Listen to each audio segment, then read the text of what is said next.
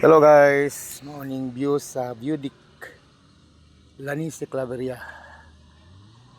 Makita nimo ang view sa kabukiran nga anasi ang tiilan. Beaudic Claveria. Morning dinadayo sa mga turista nga lokal o sa mga foreigners.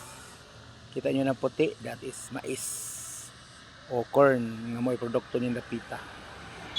Number 1 na produkto ng Dapita ang mais. Beaudic Lanise Claveria, Philippines.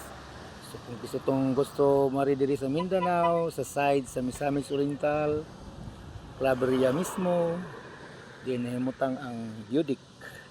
O gusto ka makita ang panorama ng palibot, din ang bukid nga nangaw-kanaw, makita nimo ang iyang kaanindot. So that's all for today. Thank you for watching sa akong vlog. Kay nagbisita mi din Dapita.